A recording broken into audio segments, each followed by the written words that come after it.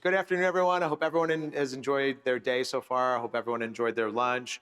For most of the modern beauty era, retail was viewed really primarily as distribution, really just a way to get products in the hands of consumers. But today, retail has become something completely different and actually much more powerful.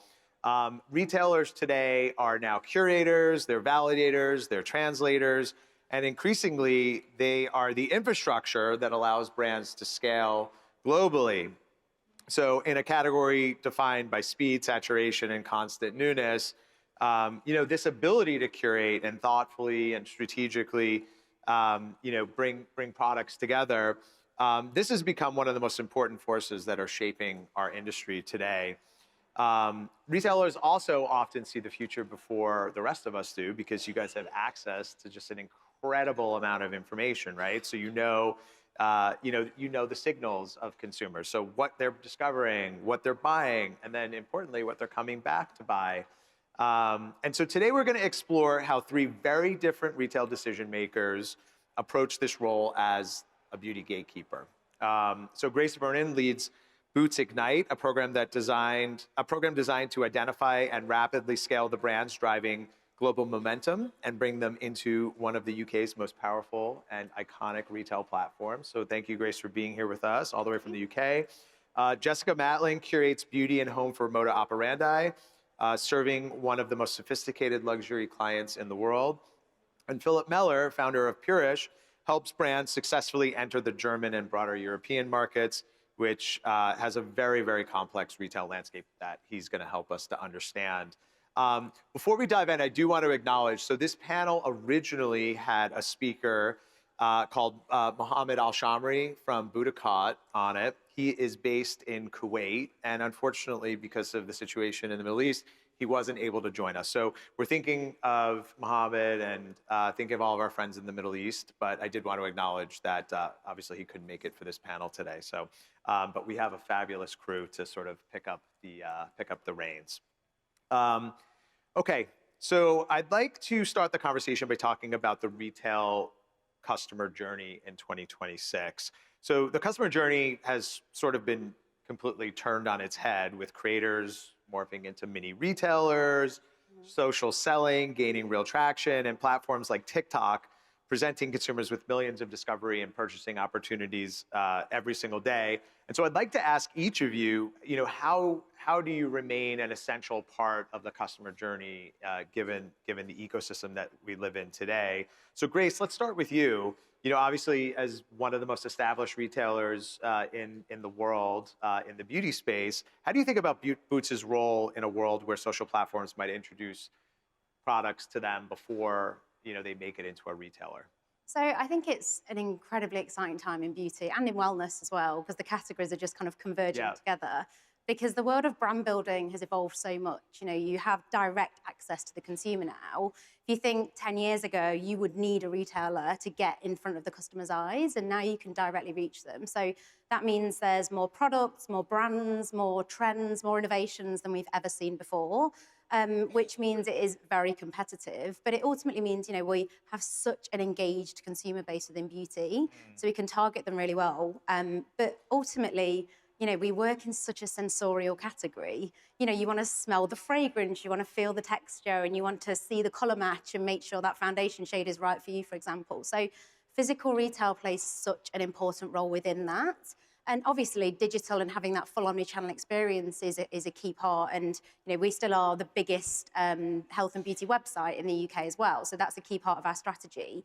But when COVID started, I remember all the articles saying the death of the high street and all these stores are going to stop. But actually, that's when we doubled down on the high street. It was like, we know what our role is in retail, and it's physical retail, and we're very proud of that. And I think, we're all getting screen fatigue. We don't want to be on our screen all the time. And, we're all trying to gamify actually lowering our screen time instead of increasing it. And I think people want experiences. They want to, have that in real life interaction with a brand, with a product. And that's what Boots does. So 90% of the population in the UK within a 10-minute drive of Boots. So it means that when you launch a brand within Boots, you get that reach. And we talk a lot around what we call URL to IRL. So that's where Ignite was really born, to be honest. So we focus on either first to channel or first to market launches. So first to channel are brands that are huge on TikTok and they're gaining all of that traction, and we launch them into physical retail, generally exclusively first to market. So for example, Made by Mitchell, we launched at Boots a few years back, and that was the first time people have been able to actually try the shades and experience the brand in real life. And first to market is spotting brands that are growing in the US, Korea, China, Australia, wherever. And we launched them in the UK first. So the world is a lot smaller because of TikTok. So people are saying, like K-beauty, perfect example. We've launched a multitude of Korean beauty brands in the UK market, and it's brands that customers have been seeing all over their feed and they can't get them because they're not yet compliant. And what we do is speak to the brand directly, know when that compliance will happen, and we will launch them at pace. So Ignite is very much around responding to the pace of the category, but really playing to our strength, which is physical retail, in real life interaction, and experiences as part of that community that we've built with Boots. Yeah, and I know we're going to get into the brass tacks of the program in a minute, but you and I were talking about this, either it was this morning or yesterday, about just how fast you can launch brands. Like, Yeah. I'm used to, like, in a big retailer like Boots, you would expect, like, okay, yeah, planograms are done like twice a year or, once a year. And so it takes like a year to get the process moving. You have a different approach, right? Yes. So our general category, if you launch a brand into category, we're assigned to category rebuilds. So some categories will have one rebuild a year. So say if we find a trending brand now and the rebuild happened 2 months ago, we've got to wait another 10 months to get that brand in. So within Ignite space, we launch brands within 8 weeks. So it means that when we spot a brand, we know when that next slot is that is going to free up, and we can launch it at incredible pace. And that's because the rate of trends through social has increased so much that we've been able to respond to that by having that fast delivery of brands. Interesting. So Jessica, Moda Operandi operates in obviously a totally different ecosystem where curation and trust are so central to the value that Moda provides. What makes her still choose to buy through you guys versus from the brand directly or through a social channel? Sure. So, people will come to us because they're looking for discovery. Moda has always been about, fashion first. So we're not a Boots, we're not a Sephora, and we're not an Ulta. Moda started 12 years ago, maybe 13, 14 years ago now. It was 12 years ago, really, when I started, so I think we might be 15 now. It started as a trunk show first company. So the idea is so far from beauty when we start. It was how can I buy that, Chloe outfit top to toe from the runway immediately? That is so far from how do I buy a $20 eye pencil right here, right now. So the concept from the beginning is so different from that instant gratification, viral, beauty moment. So how do we get to beauty from, how do you get to me starting the beauty brand, the beauty vertical about 4 years ago? It was about rounding out this world of luxury beauty. So when our client shops fashion, they really get that full picture. When we started the beauty category, it was rounding out that full lifestyle. And it was about buying into brands that feel really like a fashion brand. The brands that succeed on Moda are brands that are not necessarily problem solution or something that feels like a viral TikTok moment, but that brands that feel like aspirational fashion brands. So brands that are, like, I think of top brands at Moda, they're like Westman Atelier, Farah Hamidi, Violette, brands that are really built like fashion brands and that you want to buy into them, that feel emotional.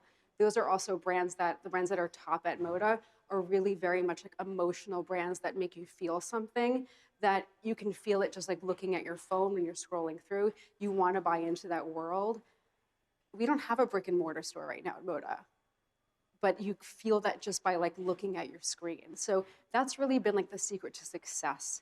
And we, I do believe that there is something about going into the store and feeling that, but like at Moda, you don't have to. And people wait for those emails. We have like 3 million social followers, and they really, like, it's almost like you can touch and feel that beauty moment just through looking at your phone. So that's really, does that answer your question? Yeah, it definitely does. And I know that you activate a lot, sort of leaning into this lifestyle that you are trying to sell. Like, I know that you guys activate a lot. So Yeah, we can talk about that. But like, Yeah. yeah, we do a lot of activations that are more world of, and not so much like beauty pop-ups. It's really building out 360 fashion, home, fine jewelry, and beauty, whole lifestyle. And that really is what Moda's about. I love that.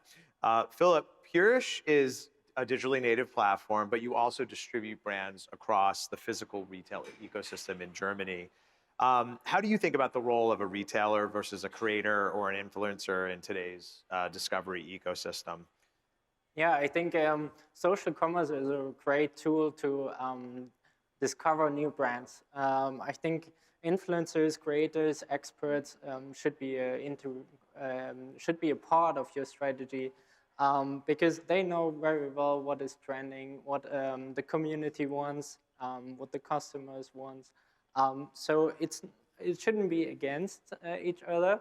But what I think is that D2C comes to a limit at a certain point, or social commerce as well, because you still have to keep in mind, especially in Europe, many people, or especially in Germany especially, tend to buy offline. So when they browse around, they tend to buy offline. So if you really want to make a big step in the market, you should be in brick and mortar stores.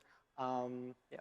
Is it like here where people are discovering in store and maybe buy it for the first time in store and then they reorder online, or is it just like people love the in-person experience? Yeah, I think the point is in Germany you have big retail chains like DM Rossmann, and they have more than 5,000 stores. So then the stores are really close to you. So there is no need to shop online. And especially Germans are very price sensitive. So they don't want to pay for shipping additionally. So Neither do Americans. That's why Amazon is so popular. so that's something you have to keep in mind. Pricing is quite important. Yeah. All right, well, let's shift the conversation a little bit. I want to talk about what makes you say yes to a brand. I know there are some brands that are in the audience who might be curious about the same. So, obviously there are, tens of thousands of new beauty brands launching all the time, but only a very small number of them actually make it, onto the shelves or into your ecosystem. So Grace, let's start with you. Boots sits at this sort of fascinating position because it blends mass with prestige and health and wellness, which I kind of love. And with Ignite, you've sort of created this system to identify and scale emerging brands really quickly. As we said, 8 weeks. It's crazy fast. What tells you that a brand has real potential at Boots? And then on the flip side, like, what are some red flags that tell you that maybe this is not the right time for a brand? So I'd say that it's a real mix of art and science. So my background before starting Boots Ignite only a year and a half ago was trend forecasting. I've always been a trend forecaster. So it's always that mix of gut feel and what you're seeing in culture. Like I was talking to you earlier about culture and societal shifts and the evolution of things that we're seeing. So for example, GLP-1 and the impact that's going to have on the category, and understanding brands that might cater to that will be emergent, and the data might not be there yet, but we know that the consumer need is there.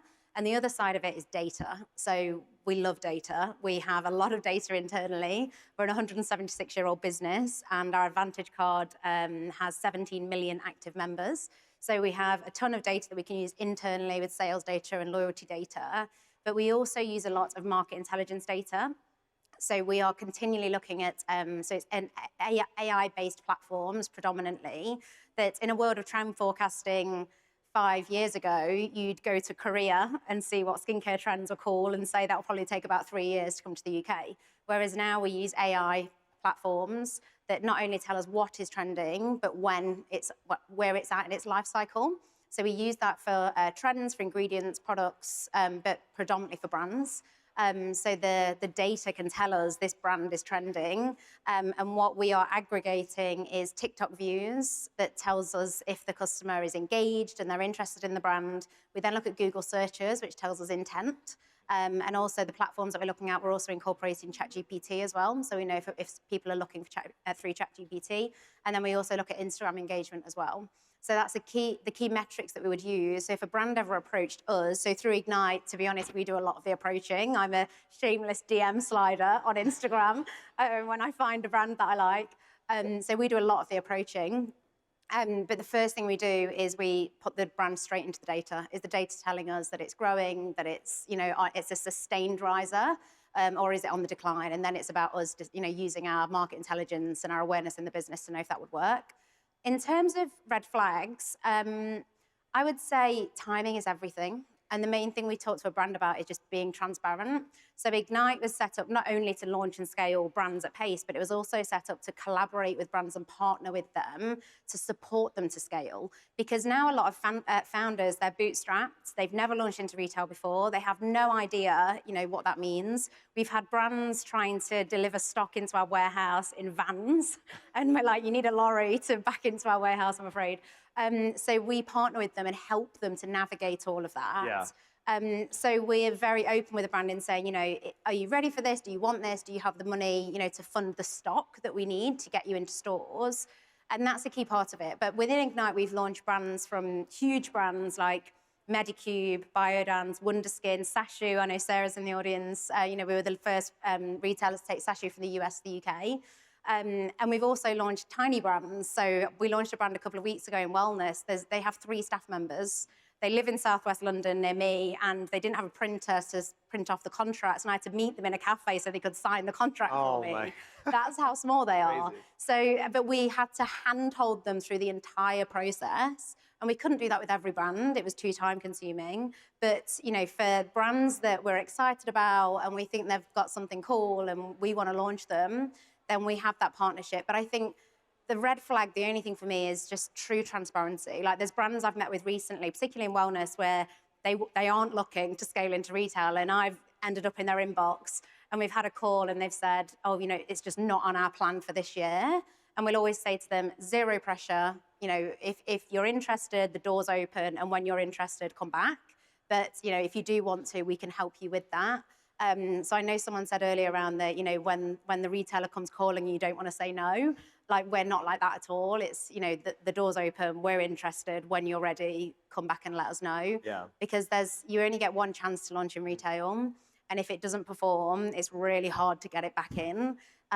So that's a really transparent conversation we have around how do you want to scale? Is it the right time? If not, let's revisit it in 3 months, 6 months, and decide when is the right time. Yeah, and on that note, you did tell me that you reached out to a few brands here at Future 50. Yeah. So check your inboxes. Yeah, and if anyone is interested in the UK market, feel free to come and find me. Jessica, tell us what you look for. And actually, I also want you to tell me, what are some of the mistakes that brands make when they make claims that they're luxury? Oh, mistakes about claims that they're a luxury? Yeah, well, tell us what you look for, and then tell us about some of the mistakes that brands make when they claim that they're luxury. Yeah, sure. I think for Moda, I think Moda's like a very different animal because we're small, but the reach is big. So I think it's really important to understand that, that dynamic. I think if somebody wants to launch, if a brand wants to launch at Moda, they need to be eyes wide open that we're not a volume player. And, it is a very particular, it's almost like an art house, you're not going to be doing the volume that you're going to be doing at Sephora. I think anyone with awareness should know that. But like I mentioned before, we have almost 3 million followers, and Moda has a lot of credibility in the industry. But I think they need to know that they're not going to be buying a house in France from, the sales they're making at Moda. So they need to be diversifying where they're selling. But if they want to launch at Moda, okay. But they need to understand what that means for their business. If they want to launch at Moda, and they need to just kind of figure out what that means for their business. What are some of the adjacent retailers that you see your brand selling in as well? So, I'm really proud that the first year, we had so many great brands that were exclusive to Moda who, you can probably, people in this, this is a very savvy crowd, who will probably understand that many brands that launched at Moda, the year later launched at Sephora, Amazon luxury. It gives me great joy that that happened. Yeah. And I think a lesson that I learned was, at first I thought, we need to have all of these exclusives. They all need to be exclusive to Moda. And I learned really quickly that that actually doesn't benefit. And by the way, like some of you who know me and know my career, I was not in retail. I was not a merchant until I got to Moda. I was an editorial for 20 years. I was like at Bazaar, I was at Teen Vogue. So this was my first job. And it was a great leap of faith that Jim Gold and April Hennig took on, Lauren San Domingo took on me. This was like complete change for me. Yeah. So I thought that I should have all of these exclusives, but to keep that pipeline going of exclusives is, I think it's good to have some exclusives, but it's not realistic to have all those exclusives because you lose them. And then to keep replacing them is very hard. We got extremely lucky, but also a great show of faith from those brands to be exclusive with us. But it benefits Moda to have brands that are like limited distribution. Yeah. So that's really, I think, the way forward for Moda right now. So you asked me, what was the original question? Like, what are some of the, it was really helpful. I think you partly answered it, but like, what are some of the things that you what do I in look brands? for? I look for brands. This is a more like, to put a finer point on the answer. I look for brands, and I said this in the first question you asked, I look for brands that are fashion adjacent. That was the strategy going in, and that is still the strategy. Our audience, our client, is obsessed with fashion. She does not care about brands that are like a problem solution or like the most viral hit. She wants brands that live in that fashion universe. And if they're exclusive, that's great, but it doesn't have to be. And then for luxury, any brand can say they're luxury. It had like, our client is savvy enough to know, like, is this luxury? Yeah. You know what I mean? Like, you Yeah. can feel it, yeah. Yeah, trust me, I've seen a few brands. Yeah. Interesting. Philip, how about you? Like, what tells you a brand will resonate with the German consumer? And then I want to ask you about some of the differences between like the U.S. market, for example, and the German market, because there really are some differences, right? Yeah, I think the best indicator is actually when experts are talking about you in Germany, local experts, because that shows me that you have already some awareness in the market. And then, of course, it matters a lot what they tell about you. The quality needs to be very good. And then I think next step is the founder story. I think many underestimate that people want to recognize a brand with the founder and want to know who was building that brand and why it was built and what is the mission and so on. So that's something I very carefully look at. And if those both is there is a good chance already. And then it's coming a lot about what is the strategy, what is the timing. As Ray says, it's a lot about timing. We launched the brand in DM, and we calculated the demand, and the brand said, "Oh, that's far too much." And we said, "Oh, you can trust us. We are sure it will be very successful." And then it was very successful, and we had some struggle over the summer to get the production ready to be capable to deliver. That's something we also talk a lot with the brands if they're really ready for it, because as you said, you have only one chance in a retailer, and the worst thing which could happen is you have not enough awareness in the market. Yeah, that's why we believe you need to create awareness before you enter the market and include a local partner like us before you decide which partner you want to go to. Yeah. You mentioned price sensitivity in the German market. So obviously, like, there's fabulous, beautiful luxury brands in Germany. But I am curious to sort of understand that. You know, we have this whole prestige channel here in the U.S., which is, you know, one of the fastest growing subsegments of the market. Like, how does a brand that is perceived as prestige here in the U.S. play in Europe or in Germany? Yeah, I think the customer is quite different. Here, I also was in Sephora yesterday and Ulta, and I was a bit shocked by the prices. I was almost not able to find like affordable pricing. I saw Bubble, and that was a brand where I said, oh, that's quite affordable for US terms. I think that's something where you have to keep in mind that if you want to enter Germany, there are just a few retailers, and the biggest ones are the truck stores. And I think that kind of concept of truck stores, which you can find in Germany, is not existing here. It's not like CVS, which you know here. It's more like a premium appeal, but a mid or low pricing. And if you want to be successful in Germany, you should be there, because the premium retailers are quite limited. So there's more or less only Douglas owning the premium prestige market, and Sephora is not not on the same level right now. So I think the landscape is totally different. And as you said, the customer is quite price sensitive. So the best is like the mix of having a prestigious appeal and very good quality at an affordable pricing. Great. Well, let's talk about partnership and what that looks like. So, of course, everyone knows that maybe one of the easier things to do is to get your brand landed on the shelf. But once that happens, at the quote-unquote shelf, but once that for the two non-physical retailers here, but once that happens, that's kind of when the real work begins, and a lot of that work is done in partnership with your retail partners.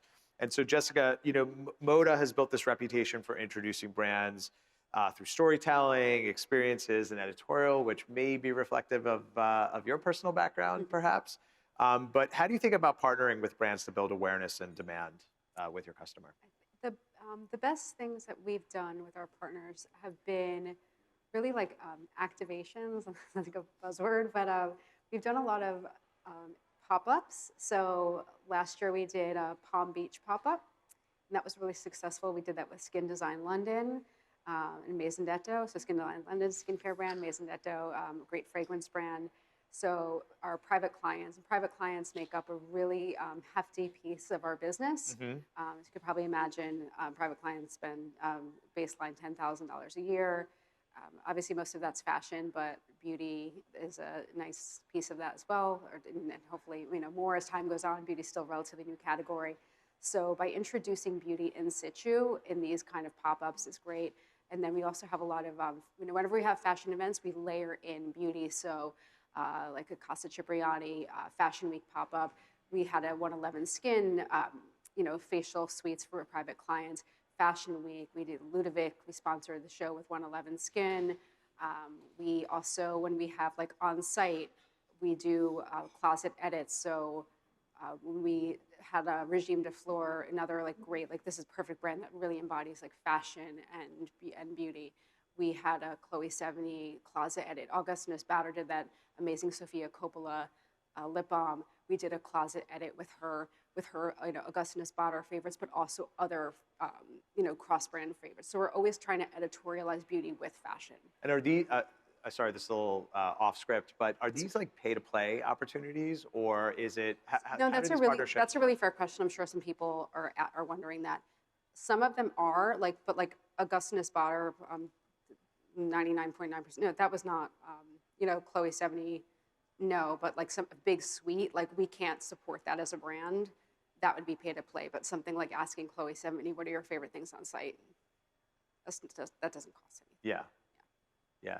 Grace, tell us what partnership looks like. I mean, you've already given us a little bit of a flavor, but tell us with the nuts and bolts details of like what partnership looks like when they're working with Ignite. Yeah, sure. And I think I'm gonna, on the previous question as well, there's something I missed, which is the most important part, which is what do we look for in a brand? A great product, and a great product that is truly a great product, not just a viral product. So when we're launching a brand, we will always ask for samples and we will always try them. And if we don't think it's a good product, we won't launch it. Like genuinely, it doesn't matter how viral it is. Because I think now more than ever, it's easy to create a viral product. The hardest thing is sustaining that growth and sustaining a brand. And that's where the partnership piece comes in. Because when we launch a brand, we don't want to be constantly launching and delisting. Like that's just not our business at all. We want to be launching and supporting the brand to scale. And I think now that has become such a challenging thing as a brand to do. And that's where, so we launched Wonderskin, the lip stain brand. And obviously they are so viral for the lip stain, which is a great product. And now, we've had many meetings with them, partnering with them on how we're going to continue that and what's next and what does that look like. And they're now starting to roll out into more of our stores in a full drop. So we launched them on Ignite, so they had one tray. They were one of our best performing brands when we launched them just off that one tray with lip stains. So it was a truly viral product, but what the brand are now very aware of is how they then scale that and build on that to create a full range. And we've done the same with Sashu. So Sashu are now in many of our stores on a full drop with the wider range, and we started with the lip stain. So that truly is how we partner with them. And I think the scaling strategy is a really important part of that and how you scale. So I think sometimes when we meet with brands and they know we have 1,800 stores and we say we're putting you into 50, they're disappointed. And we're like, no, that is our best 50 stores in the best towns, which will give you the best return.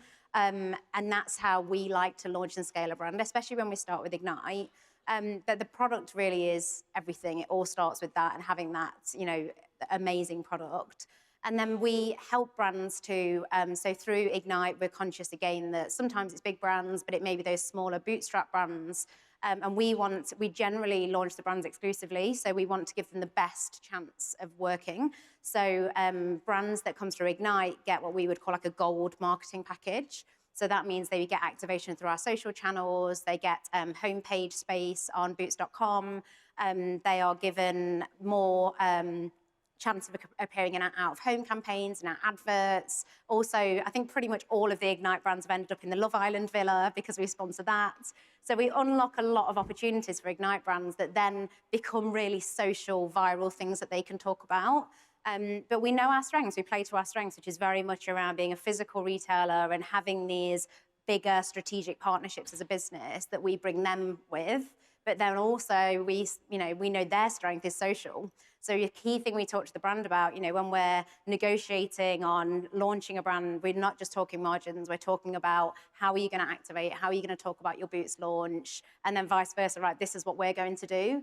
And it truly is like a collaborative partnership between both of us so that we can make it a real success. Because if we've got it exclusively, we want to be driving people in. And if we've got it exclusively, they need to be driving people in because they can't get it anywhere else except for D2C.